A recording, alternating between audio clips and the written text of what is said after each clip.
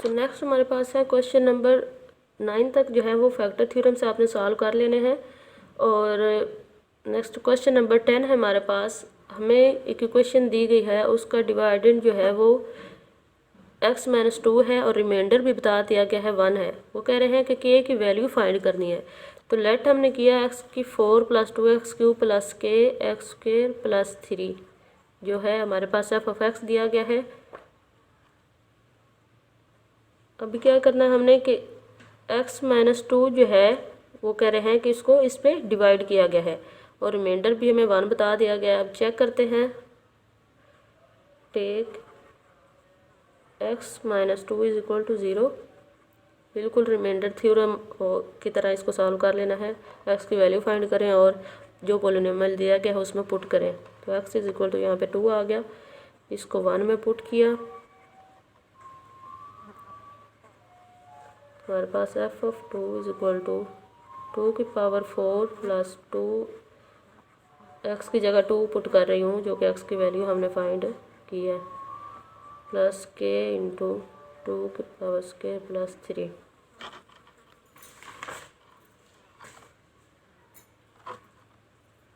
इसको सॉल्व करें।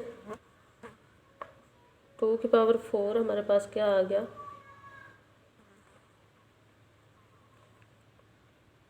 16 + 2 की पावर 3 8 और 8 2 ज़ार 16 + 4k + 3।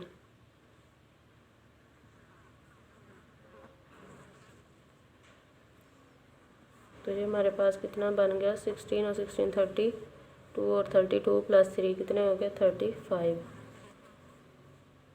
f(2) हमारे पास क्या निकल आया, 4k + 35, यानी कि ये हमारे पास रिमाइंडर है। लेकिन उन्होंने खुद भी रिमाइंडर बता दिया गया है, उन्होंने खुद ही बता दिया है कि रिमाइंडर हमारे पास जो है वो 1 है। तो क्या करेंगे, हम इस रिमाइंडर को उसके इक्वल पुट कर लेंगे। गिवन रिमाइंडर इज़ 1, लेकिन हमने तो ये निकाला 4k + 35 = 1 के रखेंगे क्योंकि रिमाइंडर उन्होंने खुद ही बता दिया है। तो यहाँ से हम k की वैल्यू फाइंड करेंगे। 4k = 1 - 35 किया, इधर आकर माइनस हो गया, कितने हो, -34 बच गया। 4k = 34, तो k हमारे पास आ गया -34/4। 4 इधर मल्टीप्लाई होकर हो रहा था, इधर आकर डिवाइड हो गया। तो क्या हमारे पास आंसर आ गया, -17/2। इसको कैंसिल किया तो k की हमारे पास वैल्यू क्या आ गई, -17/2। बिल्कुल ऐसे ही क्वेश्चन नंबर 11 आपने अटैम्प्ट कर लेना है, वहाँ पे भी k की वैल्यू फाइंड करनी है। आपने इसी मेथड से उसको सॉल्व करना है। वहाँ पे भी 2 पुट करना है x की जगह और रिमाइंडर को जो है वो जो उन्होंने बताया है उस रिमाइंडर के इक्वल रख लेना है। 14 उन्होंने कहा कि रिमाइंडर है जो आपके पास जहाँ से इक्वेशन बनेगी वो उसको 14 के इक्वल रखना और वहाँ से k की वैल्यू निकाल लेनी है। नेक्स्ट हमारे पास है टॉपिक सिंथेटिक डिवीजन का। सिंथेटिक डिवीजन बच्चे क्या होती है, क्यों उसको हम यूज़ करते हैं, तो कुछ ऐसे हमारे पास ये एक शॉर्टकट मेथड है डिवीजन का। सिंथेटिक डिवीजन होती क्या है कि एक नाइस शॉर्टकट मेथड है लॉन्ग डिवीजन का। जो लॉन्ग डिवीजन होती है बहुत ज़्यादा ऐसे पोलिनोमियल जिनकी पावर बहुत ज़्यादा होती है या फिर लॉन्ग उसको डिवीजन करें तो बहुत ज़्यादा लेंथी डिवीजन बन जाती है। तो एक शॉर्टकट मेथड है लॉन्ग डिवीजन को सॉल्व करने का।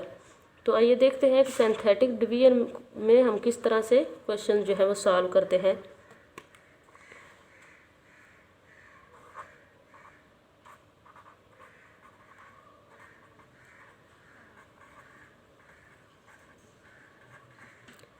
इसका मतलब क्या होता है कि ये एक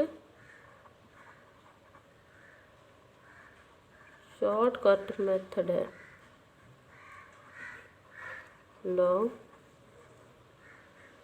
डिवीजन का। तो हमारे पास क्वेश्चन नंबर 12 दिया गया है, उसको हम देखते हैं कि सिंथेटिक डिवीजन कैसे अप्लाई करते हैं।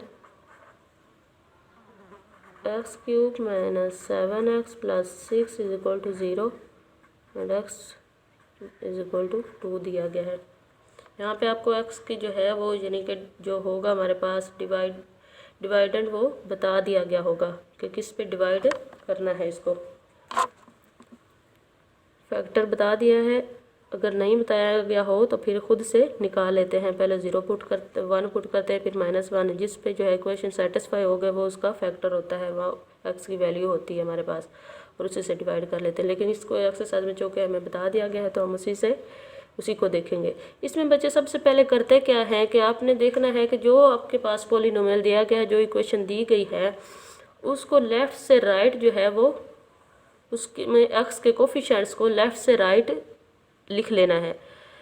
लेफ़्ट से राइट लिखते हुए देखना है कि जो आपके पास हाईएस्ट पावर दी गई है उसके बाद जो पावर आती है, यानी कि एक्स क्यूब यहाँ पे मैं दिया गया तो इसके बाद एक्स स्क्वायर आना चाहिए। एक्स स्क्वायर की टर्म अगर नहीं दी गई तो उसकी जगह 0 पुट करना है। उसके बाद जो टर्म आएगी वो उसके कोफिशिएंट लिख लेना है। देखिएगा इसको मैं राइट करती हूँ, एक्स क्यूब से यानी कि लेफ़्ट से राइट हमने इसको लिखना है, इसके कोफिशिएंट्स को। तो हमारे पास एक्स का कोफिशिएंट क्या है, एक्स क्यूब का 1 है। इसके बाद हमारे पास एक्स स्क्वायर वाली टर्म आनी चाहिए, लेकिन वो नहीं है तो उसकी जगह हम क्या करेंगे, 0 पुट कर लेंगे। और एक्स के साथ को क्या है, -7 है तो -7 राइट कर लिए। उसके बाद कांस्टेंट रकम आती तो 6। अब क्या करना है, इसको डिवाइड किस पे करना है और किस तरह से करना है वो हम देखते हैं।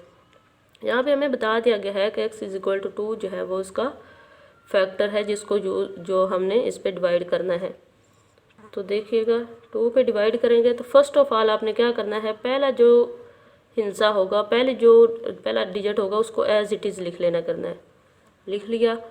अब क्या करना है, नेक्स्ट इसको इसके साथ मल्टीप्लाई करना है, यानी कि जो पहला हमारे पास डिजिट होगा उसको डिवाइडेड पे मल्टीप्लाई करना है।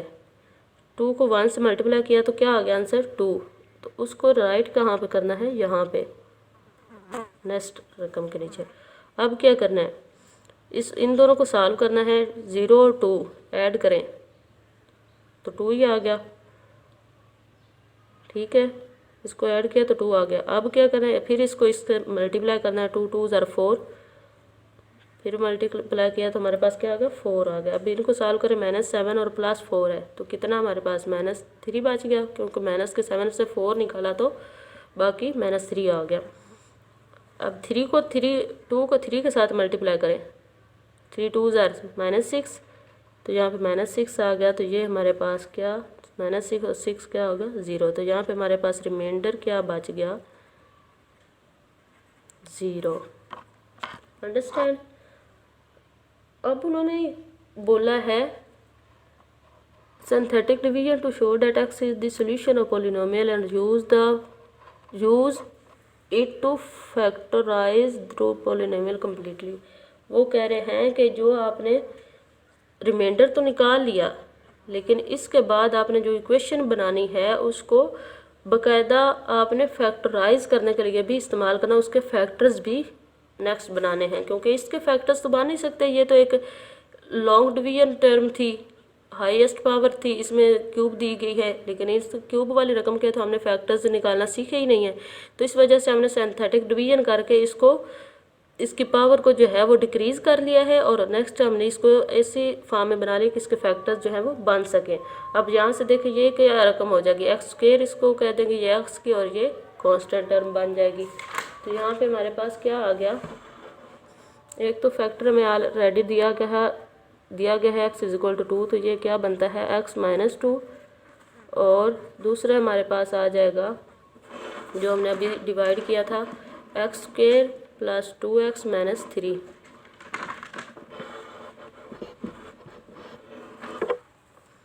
एक्स स्क्वायर प्लस 2x -3, इनके देखो फैक्टर्स क्या बनेंगे, -3 आना चाहिए मल्टीप्लाई करने से, और प्लस माइनस करने से 2 आए। फैक्टर्स बनाने हमने पहले स्टार्ट पे सीख लिए थे। +3x लिखें और -x लिखें, तो देखिए माइनस और प्लस माइनस -3x² बन जाएगा, और इसको माइनस करेंगे तो 2x हमें वापस मिलेगा। x -2, और यहाँ से हमें फैक्टर मिल गए, x कॉमन ले, x +3 आ गया, एंड -1 कॉमन लिया तो x हमारे फैक्टर्स बन गए x-1 एंड x+3।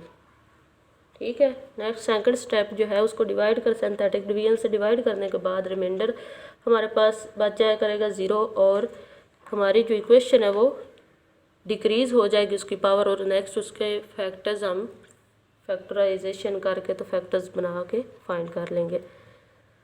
ये आपके 13 क्वेश्चन 14 क्वेश्चन बिल्कुल इसी तरह होना है। नेक्स्ट हमारे पास 15 और 16 क्वेश्चन दिया गया है। उसमें उन्होंने क्या कहा है, use synthetic division to find the value of p and q if x+1 and x-2 are the factors of the polynomial. उन्होंने एक पोलिनोमियल दे दिया है और उसके फैक्टर्स भी दे दिए। तो वो कह रहे हैं कि आपने p और q की वैल्यू फाइंड करनी, जैसे कि हमने पिछले रिमाइंडर थ्योरम में k की वैल्यू फाइंड की थी।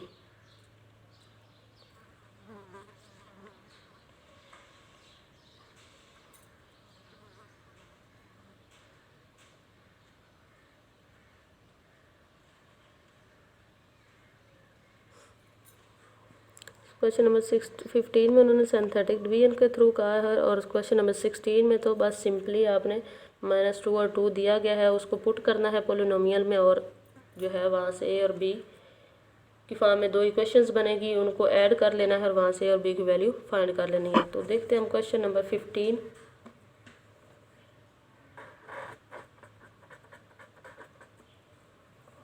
वो हमारे पास दिया गया है x³ + px² + qx + 6।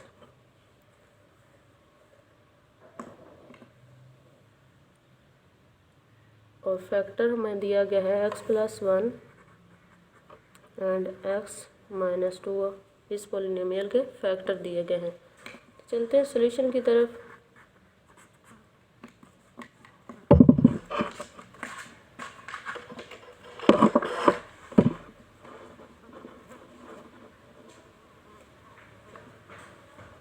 जैसा कि मैंने आपको बताया था कि ये जो हमारे पास फैक्टर होगा f(x) दिया गया होगा x³ + px² + qx + 6। इसके आपने कोफिशिएंट्स को लिख लेना है। x के कोफिशिएंट्स हमारे पास क्या दिए गए हैं, x³ का कोफिशिएंट हमारे पास 1, x² क्योंकि दिया गया है तो उसका कोफिशिएंट क्या है p, उसके बाद x का कोफिशिएंट हमें दिया गया है q और नेक्स्ट कांस्टेंट हमारे पास है 6। तो इसको डिवाइड किस पे करना है, जो फैक्टर हमें दिए गए होंगे उन पे डिवाइड करना है। x की वैल्यू वहाँ से निकाल लेनी है। यहाँ से x हमारे पास है -1 एंड x है 2। यहाँ से 2 आ गया, यहाँ से 1 हो गया, यानी कि दो फैक्टर दिए गए तो दोनों पे हम डिवाइड करेंगे इसको। फर्स्ट हम -1 पे डिवाइड करते हैं। -1 पे डिवाइड करने से पहले मैंने बताया था कि इस फर्स्ट जो डिजिट होगा उसको एज इट इज़ लिख लेना करना है, देन उसको उसके साथ मल्टीप्लाई करना है क्योंकि हमारे पास फैक्टर दिया गया है। -1 को 1 से मल्टीप्लाई किया तो क्या आ गया, -1 ही आ गया। अब इन दोनों को ऐड करें तो हमारे पास क्या बन जाएगा, p-1 आ जाएगा। p-1 को -1 से मल्टीप्लाई किया तो -p हो गया और +1 हो गया, तो -p + 1 यहाँ पे लिखा। अब इन दोनों को ऐड करें तो क्या बन जाएगा हमारे पास, q - p + 1। नेक्स्ट फिर -1 से मल्टीप्लाई किया इसको और अगली रकम में ऐड किया। -1 से मल्टीप्लाई किया तो -q हो जाएगा, +p हो जाएगा और -1 हो जाएगा। तो ये हमारे पास बन जाएगा रिमाइंडर p - q -1 6 में ऐड हुआ तो क्या बच गया, +5। तो ये हमारे पास आ गया रिमाइंडर। सिंस x+1 इसको सॉल्व किया है, पहले हमने x+1 इज़ फैक्टर, क्योंकि उन्होंने खुद ही बोला होगा उसका फैक्टर है। सो p - q + 5 = 0। ये हमारे पास इक्वेशन 1 आ जाएगी। नेक्स्ट हमने हमारे पास दूसरा फैक्टर है, उसको चेक करेंगे डिवाइड करके। 1p/6। तो किस पे डिवाइड किया, 2 पे, क्योंकि ये हमारे पास सेकंड फैक्टर था 2 पे डिवाइड किया। 2 को 1 से मल्टीप्लाई करें तो 2 आ गया, इसको ऐड करें तो p+2 आ गया हमारे पास। p+2 को 2 से मल्टीप्लाई करें तो 2p+4 बन गया।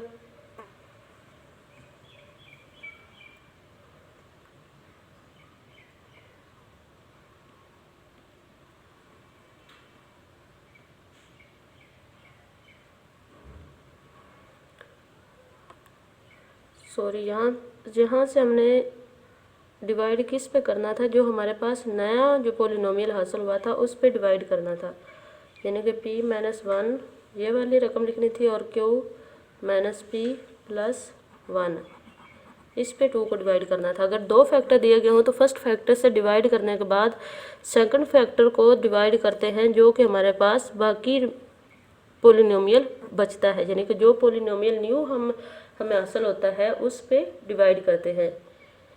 q-p+1 ये हमारे पास बचा था 1 - p1 p-1 इस पे डिवाइड करना है। तो यहाँ से ये हमारे पास आएगा 2, ये p+1 हो जाए क्योंकि -1 है और ये 2 है, तो 2 में से 1 को निकाला तो p+1 आ गया। अब इसको मल्टीप्लाई करें 2p+2, 2 प्लस ये 2 को इससे मल्टीप्लाई किया तो ये आ गया। अब इसको ऐड करें तो हमारे पास क्या बन जाएगा, p-p+2p से निकाला तो पॉजिटिव p बच गया, प्लस q इसी तरह आ गया और 2+1 हमारे पास क्या बन गया 3। तो ये हमारे पास x-2 जो है इज फैक्टर, सो p+q+3 = 0। ये हमारे पास 2 इक्वेशनें आ गई हैं।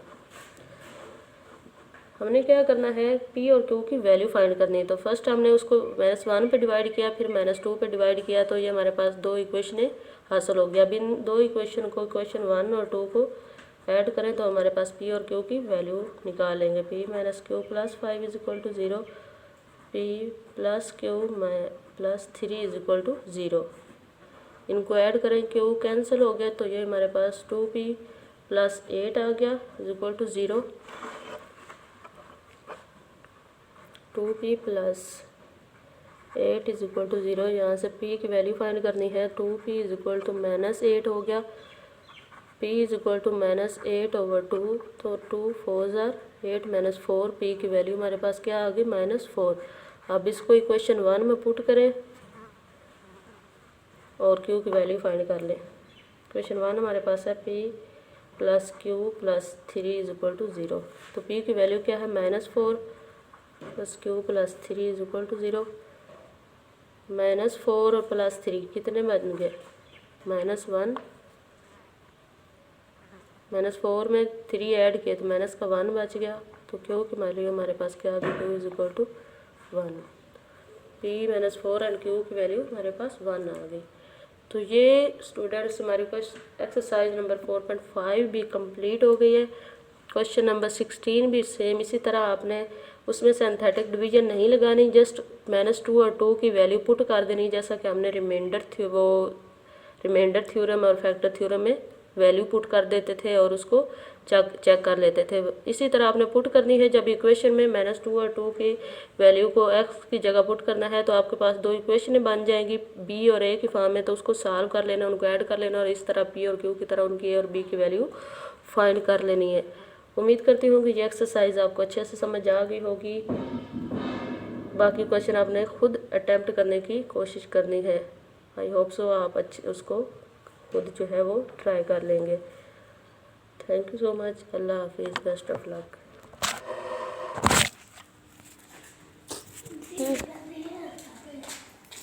कौन कौन है तंजीला ना देना क्या हो सके, मैं से पी रहे थे, पूरे किराना क्या ना क्या से ना क्यों नहीं होते।